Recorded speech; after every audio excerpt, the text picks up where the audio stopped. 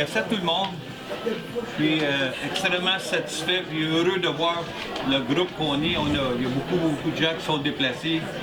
Malheureusement, beaucoup d'amis à moi et à d'autres qui auraient voulu être ici, mais sont sur le travail, ils n'ont pas pu se présenter. Moi, je vais vous dire, à 73 ans et 27 ans de vie politique municipale, j'avais dit à mon épouse, t'as fini la politique. J'ai rencontré un sénateur, Bernard Elmer, j'ai rencontré une dame, sans la nommer, c'est Caitlin, que je trouvais que ça répondait tellement à mes espérances à moi. On voit comment les libéraux nous ont endettés. Pour moi, 73 ans, j'ai une maison, j'ai une auto, j'ai pas besoin de rien. Mais je pense à mon petit-fils, évidemment. Puis, tous les endroits où on va, il y a toujours des beaux petits-enfants. Il y en a un beau petit garçon aussi dans le carrosse, que tantôt j'ai vu.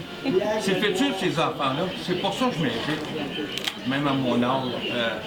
Parce que Daniel et moi, on avait des rêves de jeunes. Mettons, elle avait 16 ans, 17 ans, on sortait ensemble. Et on se faisait des rêves. Un jour, s'acheter une voiture, j'avais un bicycle à gaz. Un jour, s'acheter une maison. Un jour, avoir une famille, des enfants. Je regarde aujourd'hui, quel futur que tous ces petits-enfants-là y ont.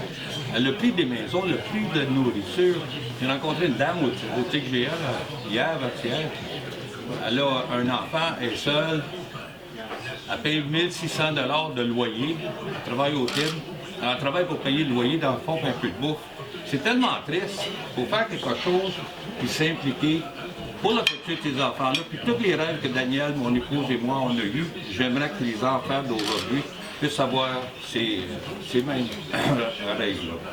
Alors, c'est à peu près ce que je voulais vous dire. L'autre chose que je veux juste que vous soyez au courant, je me rappelle dans ma jeunesse, dans la trentaine d'années, le père Trudeau, je suis travaillé au Parlement, a commencé à endetter les Canadiens, de plus en plus.